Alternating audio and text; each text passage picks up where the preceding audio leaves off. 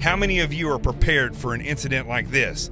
Get my new book, Sheep No More, The Art of Awareness and Attack Survival, and I will teach you to think like an attacker so you can truly defend yourself.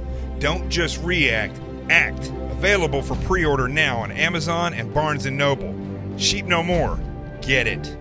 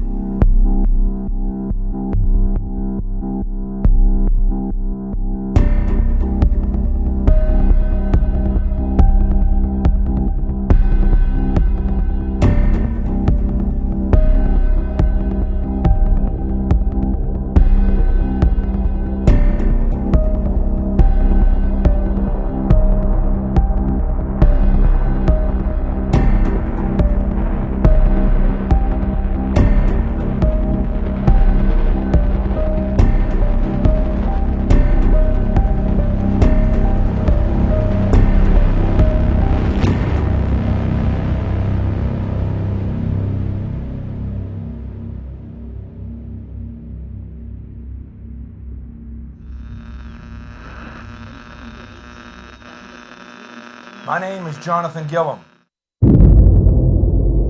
And this is The Experts.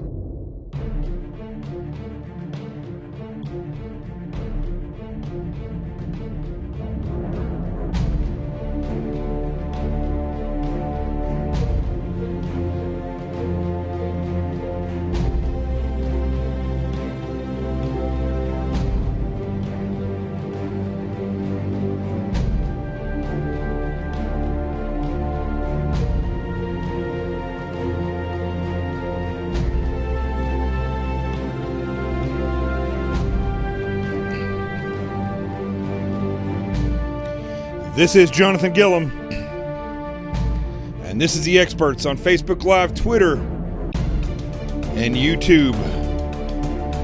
So, I'm extremely late getting started today because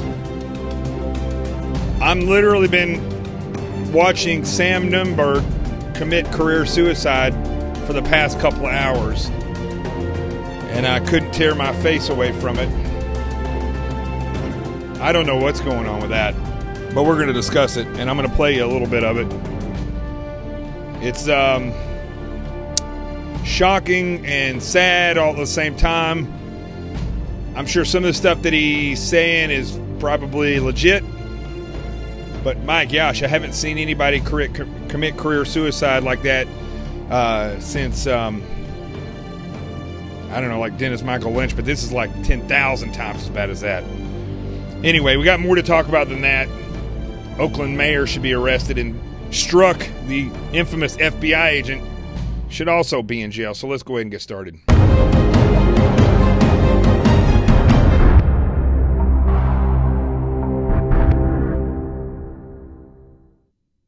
Okay, so I'm going to play for you guys some of this interview today when he was on with Aaron Burnett on CNN, and it is, wow.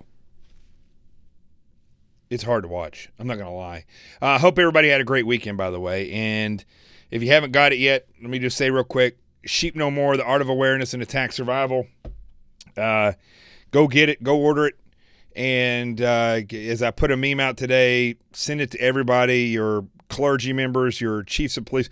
Take these to your next school board meeting and give it to whoever's head of the school board. Because ultimately, I have a strange feeling that we're going to be doing a lot of business with school boards instead of the PTA.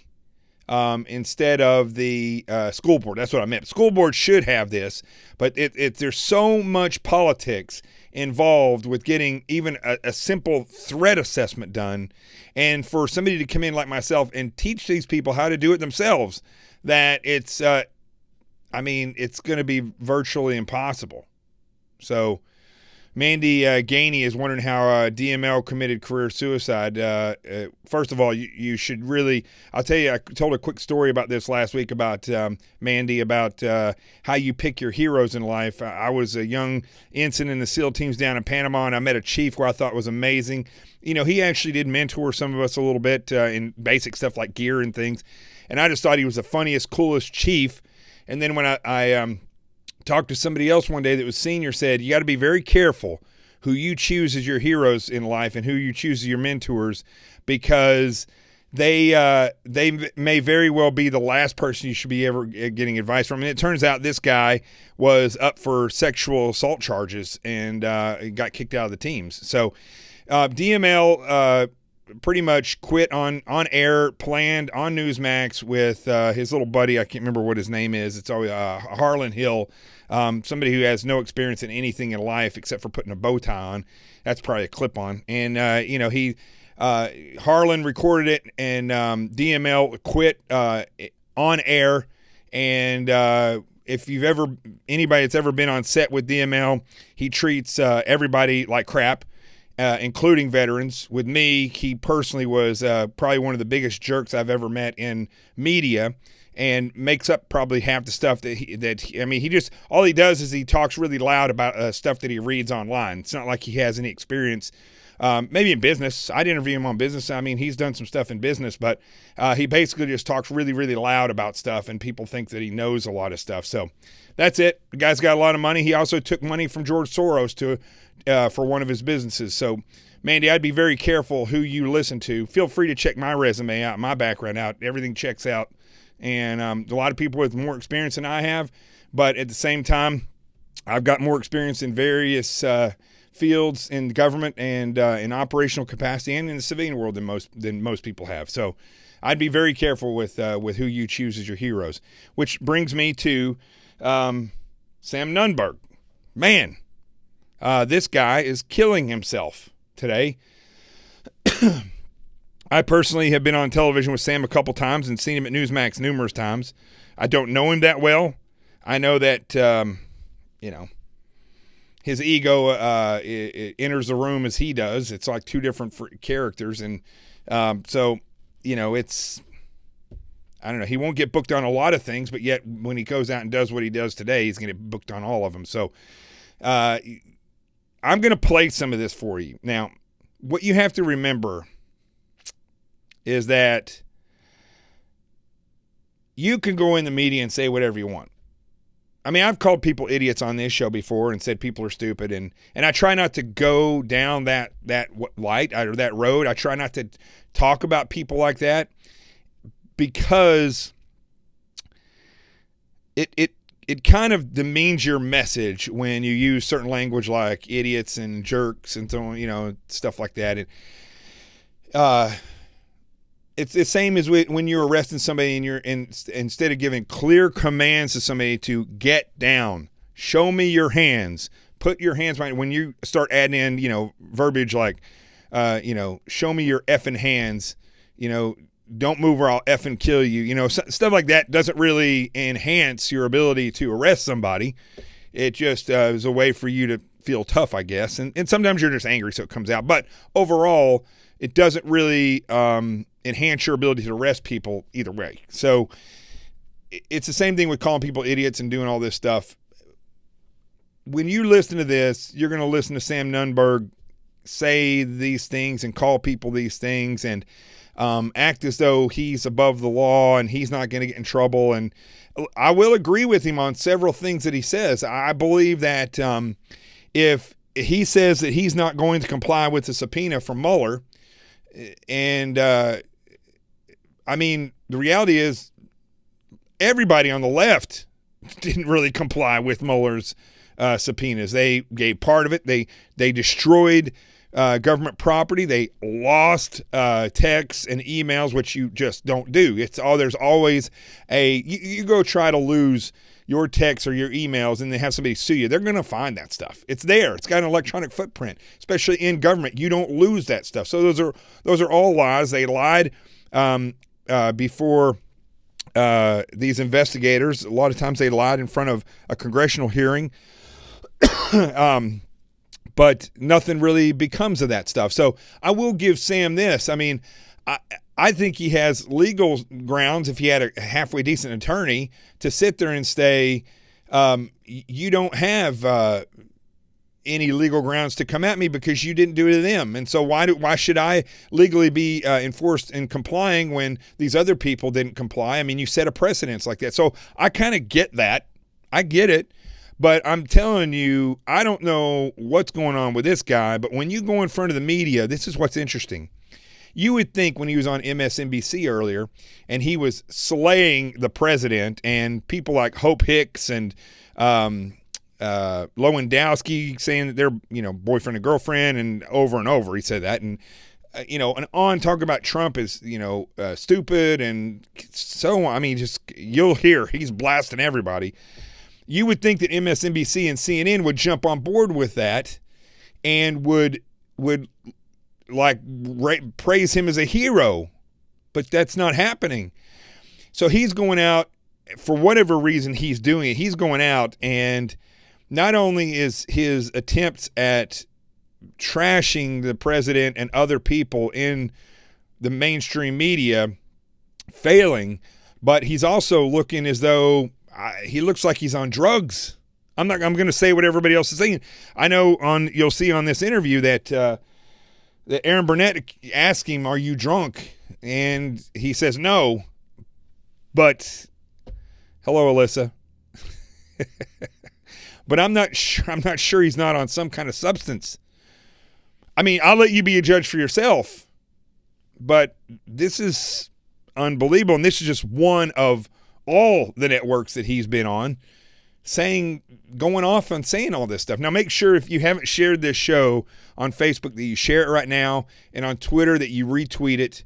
You need to do that right now so we can get the numbers up. One thing that's been happening on Facebook is my numbers of views have been skyrocketing, but for some reason, as I've told you before, my reach, which that means this show ends up populating different news feeds, was up to 1 million Facebook pages. Lately, even though my views have been going up dramatically, the reach has gone down to sometimes like 3,000. So, the Facebook leftist trolls that work in their tech office are probably playing with all this stuff like they do with all the different conservative views. But what they need to understand at Facebook and everywhere else, and as you'll see here, is I don't claim to be. I'm a conservative guy. I guess if I had to pick a term, I'd say I'm conservative. But by and large, I don't label myself. I don't identify as a conservative, and I didn't identify as a liberal. I am an effective solution seeker. I'm a true seeker, a true speaker. I don't look for any type of political ideology to find the effective solutions for me. I look for subject matter experts. And that's what's so funny is when you look at politicians or you look at the news, they're not interested in any type of effective solutions. They're only looking at the solutions that the Republicans or Democrats will give. And typically those are not ones that are being led by subject matter experts. They're being led by what will get these politicians in office more votes. So Make sure you share it and retweet it so we can populate this, and maybe someday we'll have a paid-for show. I guess you could say that. All right, so I'm going to pull this up. Let's go to the A block. I'm going to pull this up so we'll have this video up here when we start. And it's I hope Facebook doesn't pull this off, because this is something that's coming off of CNN.com, and it's off of Facebook. So let's see. Let's go to the A block.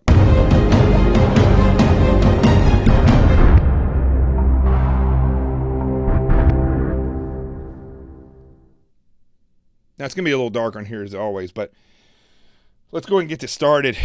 I may fast forward through some of it, but it's a train wreck, as you can see, as we'll go through it. And so now let's go to Sam Nunberg. He's here with me tonight on set, former Trump campaign advisor. Sam, thank you. Thank you very much. Well, you know, I was a campaign advisor from 2011 to 2015 when everybody was laughing at Donald Trump. So for you were Sarah, a campaign advisor from 2011, so he was yeah, thinking so about for running Sarah, for that long? It was that expensive? yeah, I said for Sarah Huckabee to start criticizing me, I would say, and I know and I know you may not like it the way I say it, she should shut her fat mouth. I don't like that at all. I find that, completely irrelevant. It's irrelevant, but I understand. But right yeah. Okay, first off, within the first, I don't know, I don't even think it was that long, but within the first 5 minutes, he's already ruined his credibility. Why would you say Sarah Huckabee Sanders should shut her fat mouth? If you're wanting to appear credible at all, why would you say that? Does he think he's that badass that he can go around saying that type of stuff about a woman on TV in this day and age, and that's not going to come back to reflect on his credibility? This is crazy, but let's continue. Comment on the But she says I'm bizarre. I'm bizarre. Yeah, it's pretty bizarre. I would say she's hitting it right on. To me, it's pretty bizarre. Okay. Okay, we won't get into it. Fine. Okay. No. But the other thing was, she didn't even ask him a question yet, and he just goes straight into that. Very odd. I think Sarah Huckabee Sanders hit it right on the nose. Oh, I actually don't think she used the word bizarre. She said, I think he definitely doesn't know that for sure because he's incorrect. I don't know. There was no collusion. I don't know. She's talking for sure. about whether wrongdoing was. I don't think she used the word bizarre at all to refer to you. No, but she had her people do it on background for the interview. Okay, but what does her appearance have to do with it? I just want to be direct about that. Oh no, I didn't mean about. No, I meant that she should shut her mouth about talking about me. That's what I meant, not about her appearance. Okay, so look, I wasn't planning on asking about this early in the interview, but because you talked about her fat mouth, I want to ask you about this because it is important. Wow. You've done 6 interviews in the past 4 hours, right? Manic is exactly right. Maybe 6 is our count. Okay, so look. Bizarre was a word that some White House officials were using to describe some of your interviews. Nuts is another one. Okay, really? So that's where the word came from. So that's probably where you got it. But Eric, Eric, drugged I would up. like whoever said that to say it on the record. Okay, but let me ask you. I'm going on the record. Yes. I'm going on the record. Manic or drunk or on drugs or just ego, narcissistic, out of control. I'm going on record to all that, Sam. Came on to say what do you think about Sam? What would you say? And essentially, this person told me, I just want to be direct because he's not the only one to say it. Please tell me, folks. Yeah. Please. You're drunk or off. And essentially, this person on New York 1. Please tell me. I reached out to a Trump ally before you came on to say, what do you think about Sam? Please tell me. Just blatantly tell me. If I ever drink my tea or coffee like I'm freaking flipping out, let me know. I usually, I'd like to enjoy the tea. And this is a little strong. I don't have enough honey in it, but watch this right here. The whole thing is weird. Would you say? And essentially, this person told me, I just want to be direct because he's not the only one to say it. Yeah. You're drunk or off your meds. At least half a dozen other CNN reporters have received similar messages. What do you say to them? Is this a hit job or is there something wrong? No, I don't care what they say. I think it's fun. You know what? I really could care less what the Trump White House has to say about me. They have a president, as you know. What was your poll that you produced last week, Aaron? What is he at, 38%? You're talking about his approval rating? Yeah, his approval rating. So any of them to criticize me, I could tell you, if Roger and me were in there, Trump would be at 55%. Roger Stone. Yes, Roger Stone. So whatever they want to say, they could say whatever they want about. Now, when he was on MSNBC earlier, I tried to find the interview for that because that was completely unbelievable. He was referring to Roger Stone as his father and mentor every 5 minutes during the interview. This interview went on forever. And he does it here as well. So I don't know how Roger Stone feels about this, but I don't care. Once again, I would say they're doing a terrible job for him, and they've been doing a terrible job. None of this has anything to do with the interview, by the way. Since he's been elected. Are they trying to do some coordinated hit job on you by reaching out to reporters and saying those things about your state of mind today?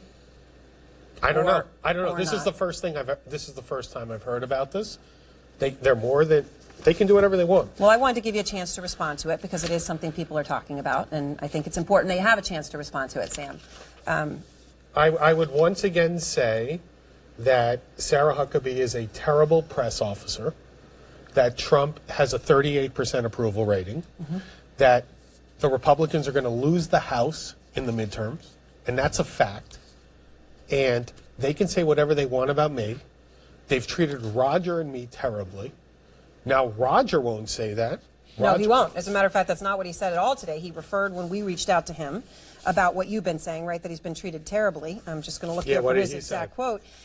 He said that I was briefly part of the Trump campaign and have been the president's friend and advisor for decades. So yeah, he didn't at all say that he's been treated terribly by the but president. But he was. And the minute your former colleague, by the way, to me it's a joke that your network hired him. But the minute your former colleague was hired. Who are you talking about? Corey Lewandowski. Okay. Former campaign chief. Former campaign chief. Yeah, campaign chief. Please, Facebook, do not drop this. After he was going to get fired from AFP in New Hampshire. But the minute he was hired, there were two separate rules for people like Roger and me and people like Lewandowski. Now, I can tell you, as we've discussed before, I came up with the wall. I came up with a lot of that messaging. Corey didn't come up with anything except What do you mean rallies. two separate sets of rules? There were two separate rules. Trump decided that he was always going to treat Roger and me in a very bad way. And he was going to treat Corey, his special Corey, in a different way because he valued him more. I'm not going to lie to you, that could have been folks. something I've learned. This sounds like a bunch of like a kid and I always say this, don't I?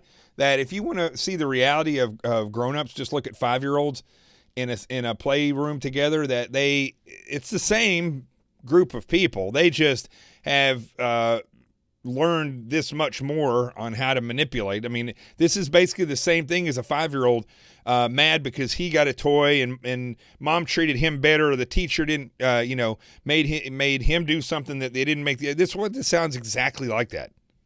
I grew up with 3 sisters in a home, where we fought like this all the time. Sounds exactly like this. Somebody says on Twitter, middle school mentality. I wouldn't even say middle school. I'd say like 5 years old. After working for him, but I mean, yeah. Why is Roger not giving the same message as you are tonight, then? Why is he not? Roger's not high. I haven't spoken to him in a week. I don't know. When's the last But yet time he you speaks spoke to him every the day. president? I know you did an interview. What was it, February 28th on MSNBC? You did an interview. And you said Trump saw that interview.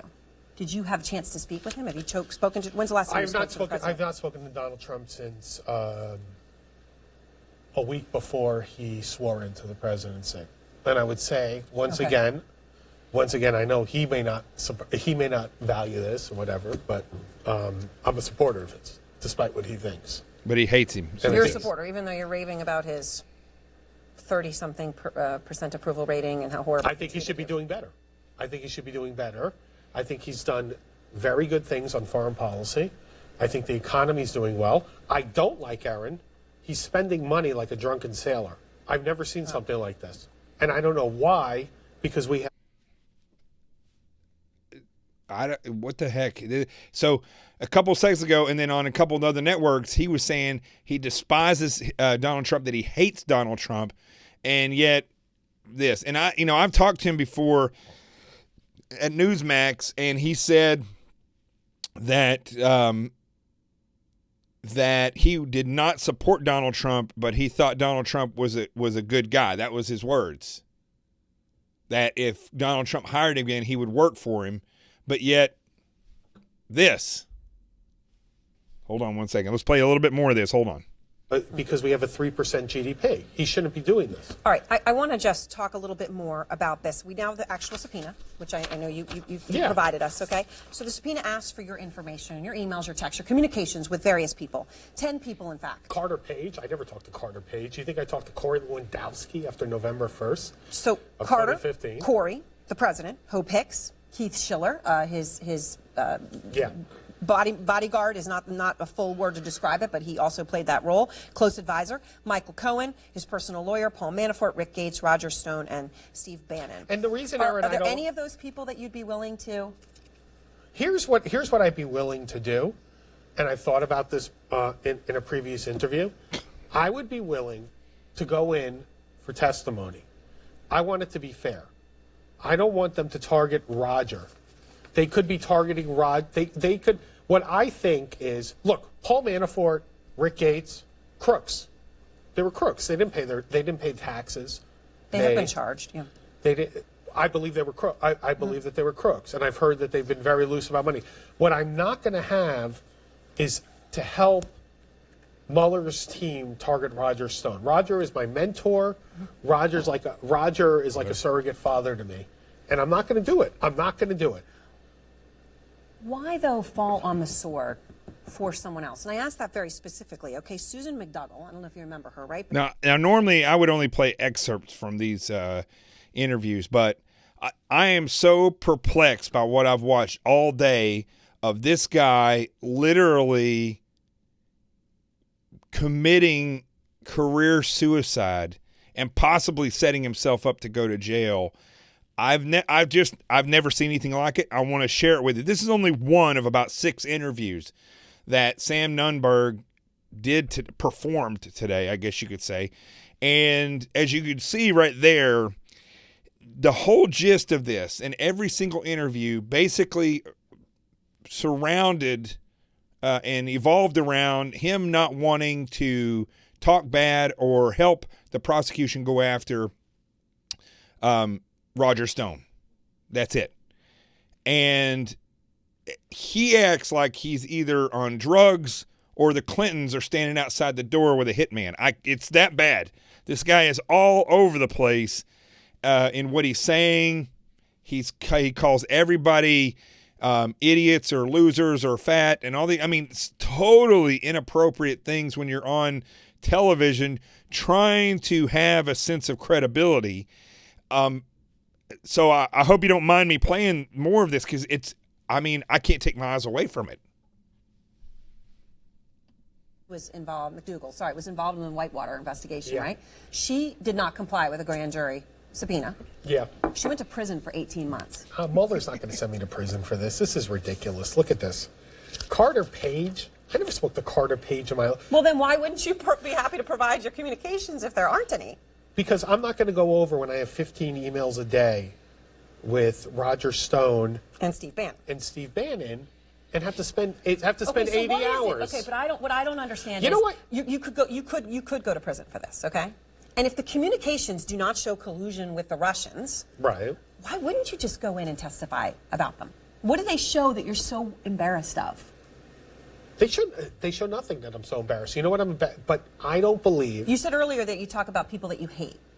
So okay, are there disparaging things? You're just embarrassed. You were talking smack about others, or what? No, that's not the reason. What I don't like, and this is a separate issue, is that I always find, Aaron, that there are 2 separate rules for Republicans and Democrats. Now, I do agree with him on this. Did they not ask Hillary Clinton and Hillary Clinton's folks to produce these emails? Perhaps they will, but I know you've been bringing that point up today. And I think it's ridiculous. That would be a separate investigation. And I think it's ridiculous. That would be, and fine, you can talk about that. But right now we're talking about the specific investigation about Donald J. Trump. Once again, Donald Trump did not. Now, one thing I will give Sam in this, if he would have come out and stuck to that message and that message only, that they didn't give Hillary Clinton and her crew the same overwatch and threats that they're giving him, that if they don't comply with the subpoena that they're going to go to jail, then I don't agree, because time and time again, as I said at the beginning of the show, Hillary Clinton and her campaign and many of these people that are involved in these things at these upper echelons of these different agencies that were involved with the Obama administration, they destroyed government property. They lost emails, which you cannot do in the federal government. You cannot lose an email. Everything's backed up and stored. You can't do it. They said they lost text messages on their phones. It's impossible. The government will always be able to find those because they're saved for a period of time. Not only, if they're government issued piece of equipment or phones, those text messages are going to stay forever in a record. If they are private, then they are going to be stored for a period of time by the phone companies. There's just no way they can get rid of those things if they were investigating these things in a timely manner. There's just no way. They're not going to lose text messages. It doesn't happen. So I agree with him that basically, depending on what side of the aisle that you fall upon, what political party you fall into, that you should be given preferential treatment, or that you should be that the government should come down upon you harder. That's the complaint I have about about judges in general, not just federal judges. That's the complaint I have about all these special prosecutors, is that they're always political in nature and they're always one-sided. They're not necessarily looking for truth. And I get that. I agree with him totally. But he doesn't stick to that messaging through this. He doesn't stick to that in a professional manner. He just glosses over that right here. So let's listen to some more of this. Gosh, what a train wreck. Collude with the right. Vladimir Putin is too smart to collude with Donald Trump. Do you currently have a lawyer? Yeah. Patrick, yeah, I have a very good lawyer, Patrick Brackley. Okay, what has Patrick told you? Is he happy about all these No, interviews? I bet he said a lot. About the interviews, no, and he didn't know about any of this until I did it. And what happened was that I had a 3 p.m. deadline, Aaron, and I was going to respond to Mueller. To respond, but they sent this to me on Friday. Who am I? Am I some crook?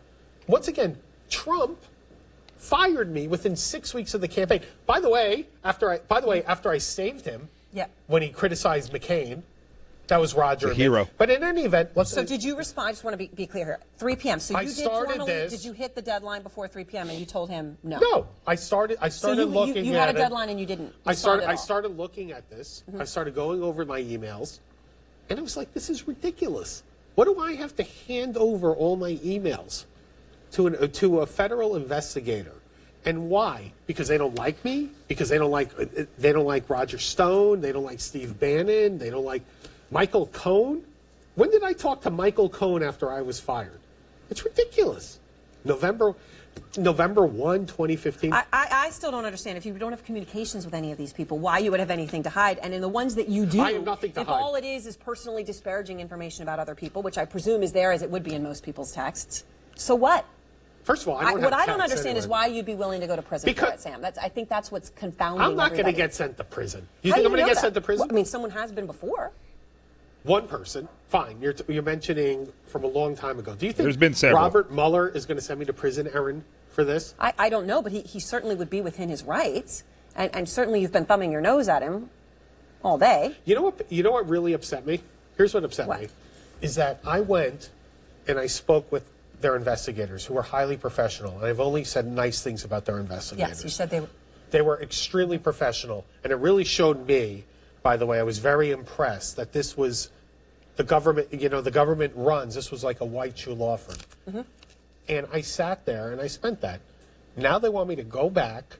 I have to spend more money to go to D.C. I have to spend more money on legal bills, and I have to go sit around. Am I allowed to earn a living? So is this about money? No, it's about the fact that I don't think it's right. And also, I don't think it's right, once again, I don't think it's right in regards to the way Hillary Clinton was treated by the FBI. I agree with everything he just said. Everything. I've said to you repeatedly. Not to you. Well, we spoke the other. We've spoken before. You brought it up. said that. I've heard that in cases where if you get a subpoena from a special investigator, it's going to cost you a minimum of $50,000 in attorney's fees. That is a frightening thing when you think about it. I don't agree with that at all, for many of these cases, because, as I said, it's political in nature, and they will do what I've seen and experienced as a company owner. with companies that go bankrupt. Anybody that's associated or done business with them, they're going to go after their money, and they'll lie in court in order to get it. I've had that done to me, and I don't disagree with him. I don't think that a political, and trust me, folks, this is not a counterintelligence investigation, okay? I'm going to get into this in a little bit, but I'll just tell you this. I can't go into a lot of this because I was read in when I had top secret clearance, and I can't tell you the rank structure of all these people, but I will tell you this. Everybody spies on everybody. And I heard today on CNN where they were talking about how the Russians had been proven that they helped to overthrow the election in 2017. I mean, that's just ridiculous. That wasn't the case. They showed in these different investigations and stuff, and we don't have to really, you can look at the way the election worked out. There was no overthrowing of the election. Our process work that the founding fathers put into place. But I will tell you this, the Russians are one of the top intel agencies that spy on America. And all these intel agencies, just like we did, our intelligence and operatives from the Obama administration tried to affect and change Israel's election and Germany. They try to do that all over the place. That's one of the reasons why the CIA exists and the State Department exists, so they can manipulate foreign governments to their advantage, to our advantage. That's what happens. So this whole thing is though Mueller and these people have discovered this great mystery. It's absolutely not true at all. There is no great mystery to it. Spying happens all the time. And there's just nothing there. This is a big nothing. And so it is, I don't disagree with the guy on this stuff. But again, if he'd have come out with this in the beginning, held his posture, talked like a professional, he would have credibility in this. But right now, as it looks like, he's some kind of yodel who had until 3 p.m. to comply with the subpoena, and he was out drinking at 1:30 and said, "You know what? F this Mueller guy. I'm just going to go on TV all over the place." That's what it sounds like he did. It doesn't sound like he had any plan further than that. So, let's continue with this career suicide. Trump caused this investigation. Yes, that you have said that. Trump caused the investigation. Trump gave the Lester Holt interview. Trump had the Russians in later that week. That's fine. But why do I mean, do you know the way I've been treated by Donald Trump? I mean, I hate the guy. Well, now that's very interesting because just a little while ago he was saying that he liked Donald Trump. Isn't that right? Remember that just a few minutes ago? I wish I had marked it. He was saying that he supports Donald Trump. Now he's saying right down here that he hates Donald Trump. And I told you this. I told you that I've heard him say the same thing at Newsmax. Anyway. Okay, so for me... Is there something that we don't know about how he treated you? Something just private? I mean, other than the fact that he, publicly he fired you, they cited the Facebook. Was there some kind of conversation or something that you could tell us about? I was told I was not going to get fired when those Facebook posts were released. Now, at that point, I thought that Corey Lewandowski and Hope Hicks had released them. I was told I was not going to get fired. I was then called that morning when Donald Trump did Sunday interviews with the Sunday shows, and you could see this. He did those interviews. And then Trump called me afterwards to tell me I was being fired and that they were issuing a press release. And he called me a low-level part-time consultant. I was being laughed at for years. I supported him. Like he was like a This is a meltdown. I shouldn't have been, but he was like a father to me. This is a meltdown. And he treated me like that when he fired me. This guy needs to stop looking for father figures and start being a man. That's what I'm starting to see. I mean, this is like, okay, Roger Stone is now his father figure, surrogate father. So Trump was a father figure, and Trump treated him bad. So instead of going out in the press and saying, this is the way this happened, and I'm not going to be bullied by, a man that hired me and blah, blah, blah, or whatever. He is injured. I can guarantee you, if we went and looked at his psychological background, there's probably some kind of tension between him and his dad, or him and his mom, or the parents left him when he was younger, something like that. You had that with some kind of substance abuse, or he's scared of something, and he just comes out and does this. There's something going on here that is so remarkably embarrassing that he should never have even been allowed on TV. It's just terrible. We're going to watch it some more. And he let Corey Lewandowski and Hope Hicks collude. Oh, and by the way, mysteriously, Aaron, then Trump's cell phone is released the next day. What a coincidence, right? It was released on a Monday after I was fired on a Sunday. I was told, once again, Trump told me, he told me in that conversation he was going to keep it quiet. Trump told you personally? Yes. And then Corey called So Trump said we're going to keep this quiet. And then he referred to you as a low-level... And he let them draft that statement. Campaign aide. Okay. And he let them draft that statement. And by the way, I want to say this. To him for and by the way, that's badly? Payback to him was I worked for Ted Cruz. Whenever he says, and by the way, you know he's getting ready to dig his hole a little bit deeper. He says, and by the way, his payback was he went and worked for Ted Cruz. Yeah, you really got him there. I mean, let's get it out. I worked for Ted Cruz. I endorsed Ted Cruz. But I did that at the point where he was going around campaigning with Chris Christie, who got around 5 votes in New Hampshire, and he was going to allow him to run his campaign. And then he announced that Chris Christie was going to run the transition, which was a joke in itself to me. Do you have immunity? Were you offered immunity by Bob Mueller's team? They say to you that you're not a subject or target. Now, when you go in there, what they say is, as long as you tell the truth, anything else you tell them, you're not going to get charged for. And I told them all the truth. I mean, that was, and once again, they were very, very good when I went in there. So everything you've told them, they said they will not charge you for? Yeah.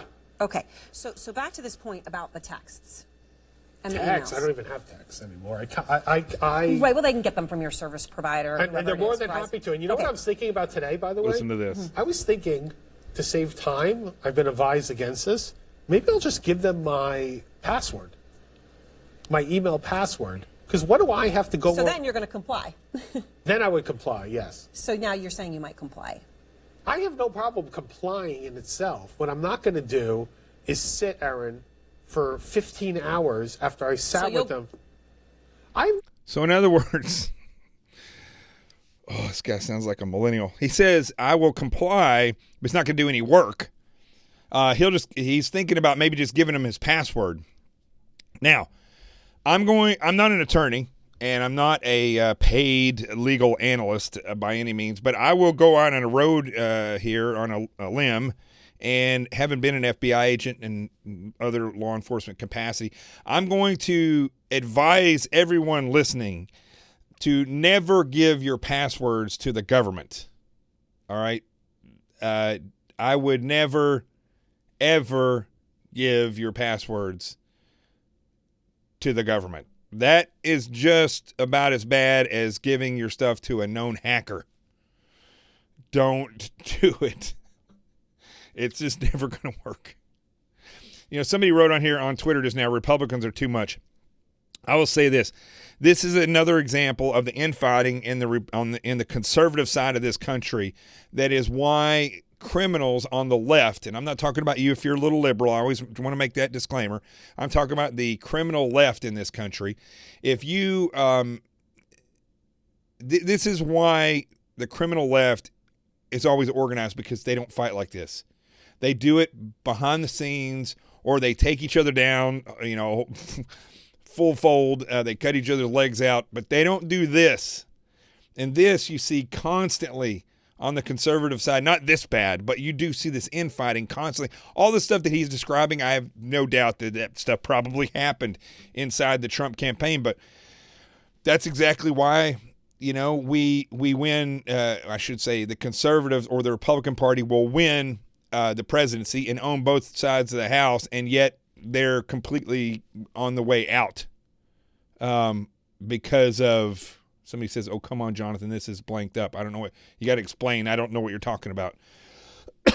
But this is why this infighting is why we see the Republican Party not being able to do anything when they get all the pieces of the puzzle in place to make great strides and great changes in this country, because they're not unified.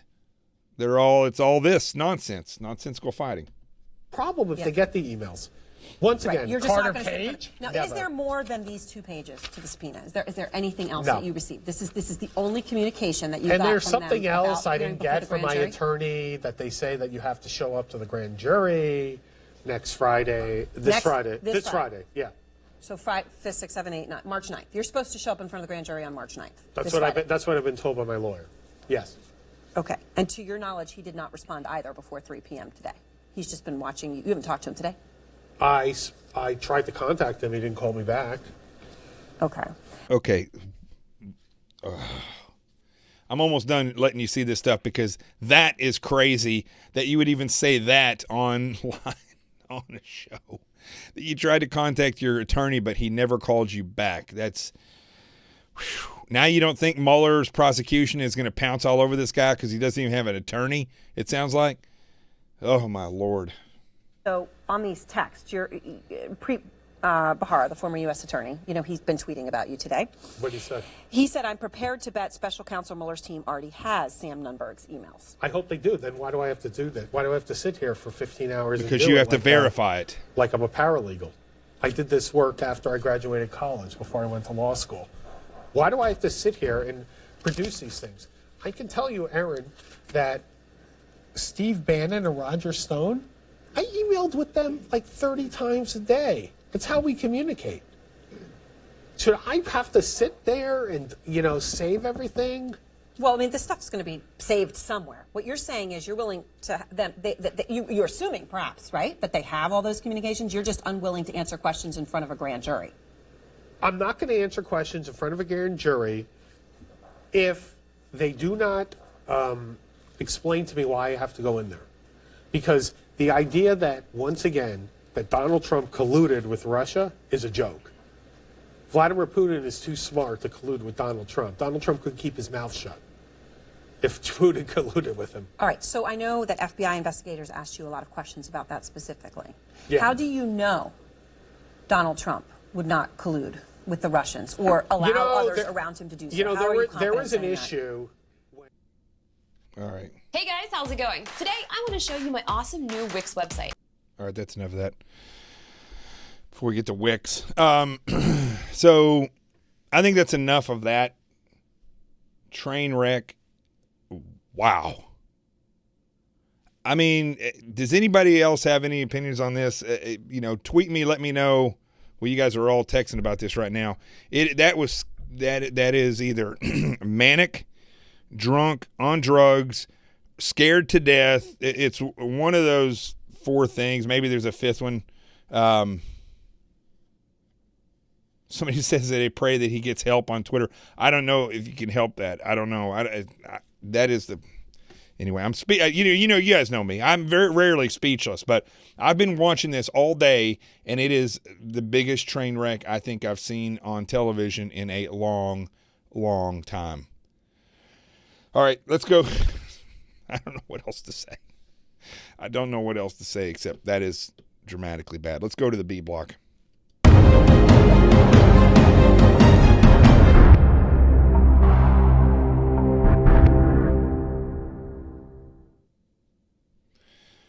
All right, I want to talk real quick about another disaster, and that's the ICE chief. Excuse me, not ICE chief. The mayor. I'm looking at while I'm reading this. The mayor in Oakland, and I'm going to play another video for you. This comes from USA Today, so please, Facebook, don't kill me for over this. They love to take when I put other stuff on here, as any other news show does, and then kill my show, cut it off when I put this stuff up. So let's listen to this. This is the Oakland mayor talking. Now I'm going to tell you what happened after, in case you haven't seen this, but this is the Oakland mayor saying that she has no problem with the fact that she went out and I don't know if this is before or after, but she told publicly that ICE, because what will happen is the federal agencies will communicate with the state agencies, and they will tell them that we're going to do an arrest. We're going to come in and do a mass arrest. And so she goes out and tells all these people, and there were repercussions of this. As I've been saying for a long time, these mayors, these governors that are sanctuary city supporters, they should be charged with obstruction, with harboring fugitives, with being an accomplice to murder and drug dealing and all these trafficking of drugs, narcotics, people, whatever that these different individuals do in sanctuary cities. They should be charged with being an accomplice in all those things. Listen now to the mayor of Oakland. Yesterday, I learned information from multiple sources that there is potentially what's happening here? An ICE activity Very planned dark. in the Bay Area that could be starting as soon as today. Okay, this was before. My priority is to keep this community safe. It is not my wish to panic people, but to ensure that they're prepared. So she is putting out a message. This is before the raids happened. That ICE was going to come in and do raids. She said she was doing this because she has to keep her community safe, which I'm not sure if she realizes her community are citizens of the country, and that ICE and law enforcement are protectors of the Constitution and her citizenry. And as we can see, I'll go ahead and tell you, they say now that 800 avoided arrest due to her mouth, and that many of those people, well over 100 of those people that were arrested, were actually violent criminals, including rapists and drug dealers and crimes against children, weapons charges, DUI, assault, immigration violations, just to name a few. Let's continue with her protection of her community. With information that they know their rights as well as their responsibilities. Okay. Their rights are that they have none because they're illegal aliens, and they are not protected under our Constitution completely. There are certain rights that they will have based on how the law enforcement treats them and so on and so forth. But like when it comes to due process, there's differences in their rights because they're not American citizens. That's just the way it is.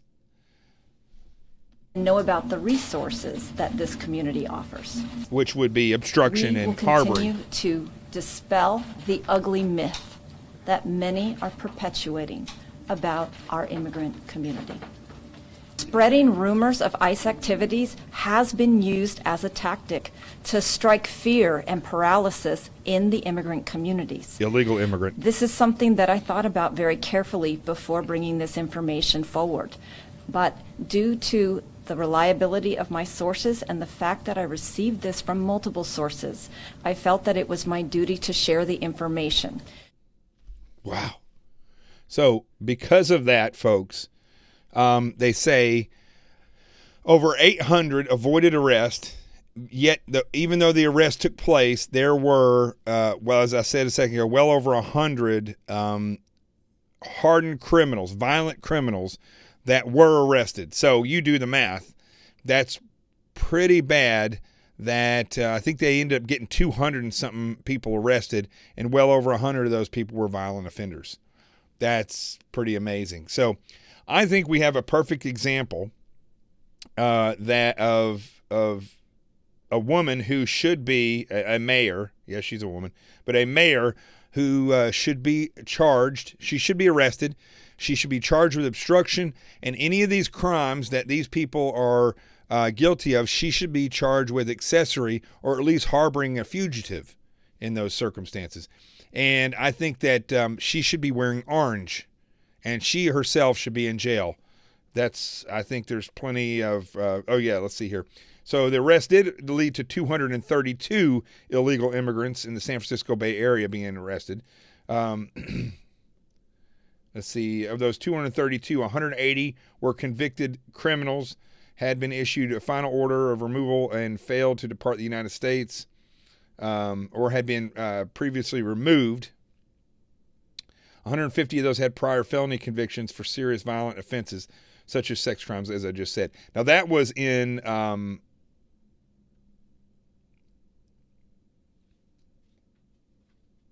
the San Francisco Bay Area.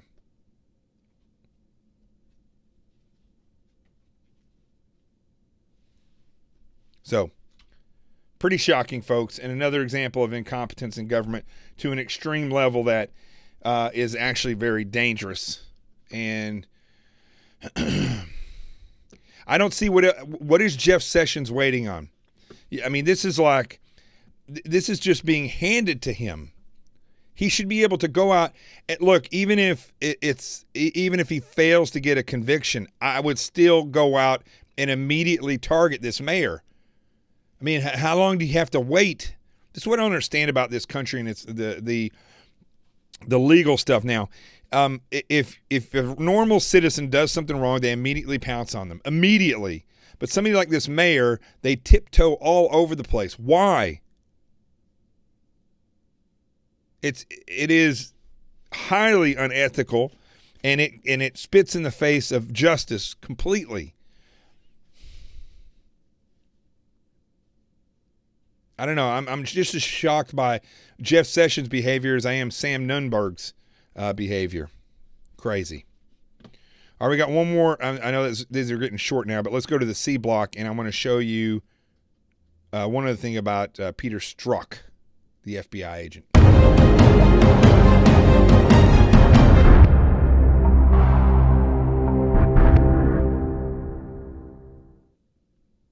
So Peter Strzok, Strzok, he's the guy that was having an extramarital affair with Lisa Page, who was an FBI attorney, and he was a deputy assistant director. All this stuff has happened. I mean, basically, he hasn't admitted it, but he has, in a text message to Lisa Page, saying that they had to do something about Trump getting elected. They had an insurance policy. We don't know what that is still. But as you can see, now they're saying that during the final months of the Clinton investigation, he's another one, just like McCabe, who is going to be allowed to retire. I can't get my head wrapped around this.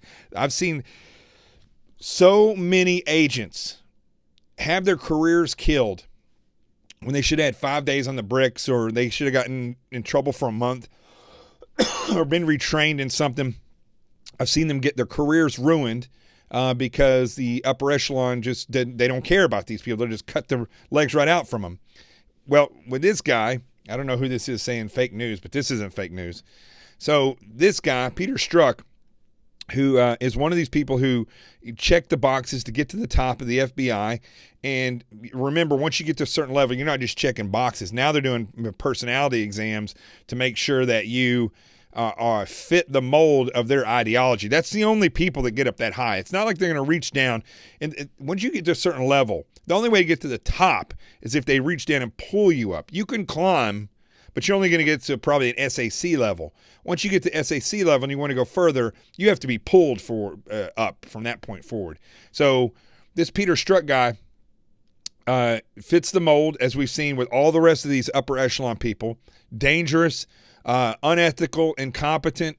Well, and they also seem to find themselves at the top of all these different investigations that get blundered or bumbled.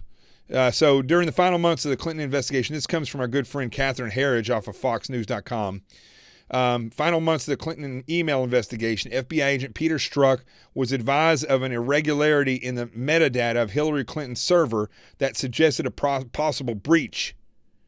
But there was no significant follow-up, according to two sources with knowledge of the matter.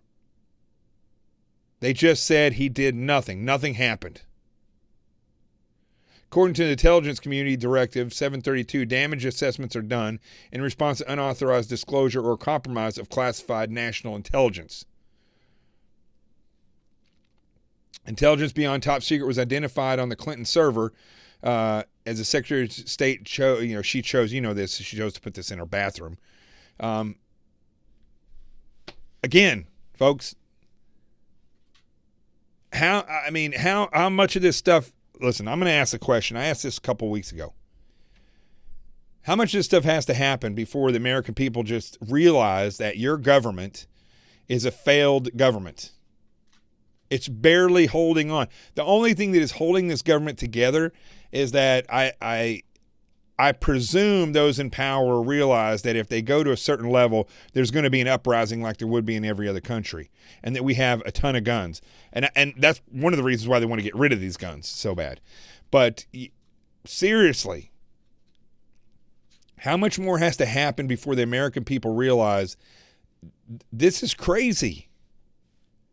That this stuff happens and nothing occurs. Somebody says on Twitter, I think we know now. Okay, we know, but nobody's doing anything about it. I mean, I try to get people organized just to go after, trolls on Twitter just to practice organizing. Can't even get but a few people to organize. I talked about my book and how on Amazon, I'm trying to tell people to get the word out, because I'm telling you, if a leftist writes a book and it goes on Amazon, there's going to be two reasons why it gets publicized. Because Amazon is a very liberal company, and two, because everybody will go out and buy that book that's liberal. But we can't seem to get that with conservative books. This book, Sheep No More, The Art of Awareness and Attack Survival, every school administrator should have this. Every teacher should have it. Everybody should have this book. Because there's nothing else that's written this simple that's going to tell people exactly how they can look at their lives from an attacker's point of view.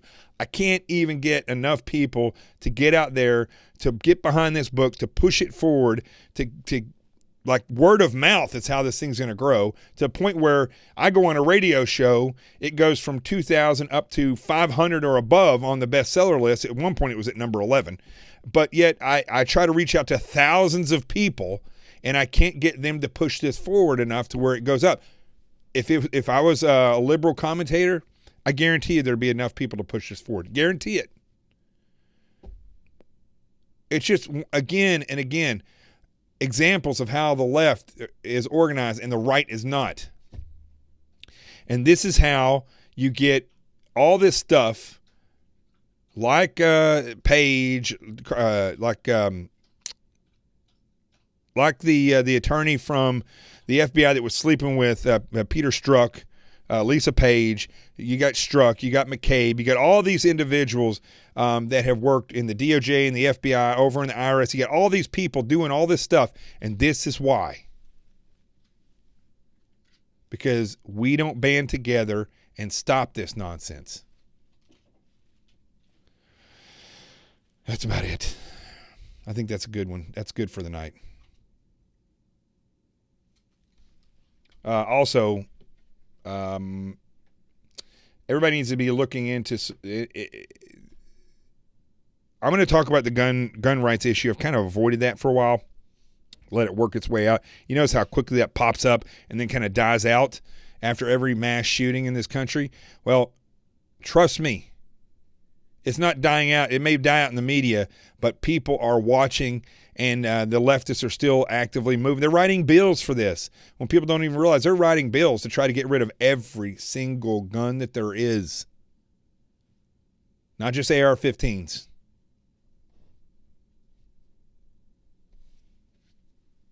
Yes, the audiobook is available on Amazon. Looking at it right here. All right. I'm going to call it a night. I'm still in awe of that whole interview there that we watched. Crazy stuff. I got to take this dog out for a walk. All right, let's go to the Truth Zone.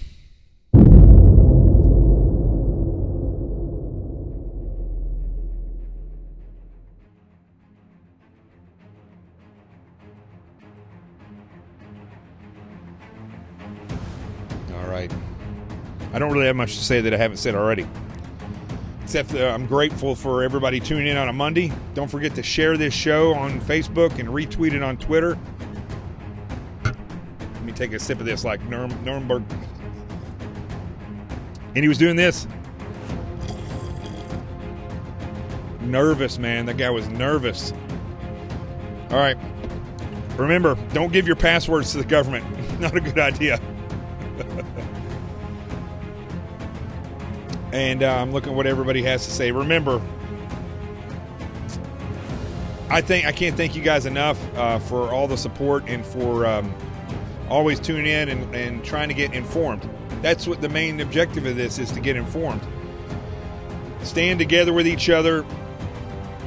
If you see somebody being wronged, help them out. If you see trolls or bullies, like for instance, I can't remember the guy's name. One of the actors, there's an actor that had a heart attack. A director had a heart attack last week. Another actor went on to tell him, hope he's doing well, and that he's a big fan, and hope that everybody would praise for him. And he got hammered for saying that he hopes everybody prays for him. That's how weird these people are on these leftists in this country. They're weird, folks. If you're liberal, you need to step away from this nonsense. They're weird. But listen, I'm just a guy in a sound booth in the middle of Manhattan somewhere with an 18-year-old dog wandering around.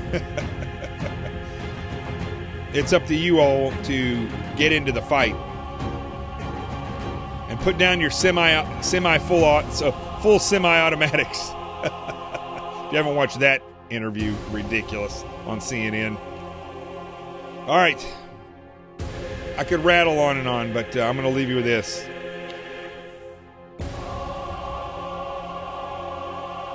As always, I say this. Without dialogue, there is no unity. Without unity, there is no strength. The left, the far left, and really just liberals have been goaded into this. They're having dialogue. They're getting goaded into being unified. And they have strength. It is time for the rest of this country to get together and start asking this simple question. Are your politicians doing what's effective? Are the people that you are hiring to manage this country, are they managing it, or are they playing with their positions of power in order to get money, fame, and more power? Do they do what's right for you? Have things changed or maintained, or has the government just left you alone so you can do your job? If that's not the case, then you are failing. The American citizenry must rise back up, stand together, and become one again. I've seen what happens when a team works together. And we are not working together at all. I'm Jonathan Gillum. My little buddy Rico is walking around the apartment like a mall walker that's 100 and something years old. This is The Experts. And remember, wherever you see my face, wherever you hear my voice, wherever you see the letters CQRF, you will know that the truth has arrived. I'll see you tomorrow. Peace.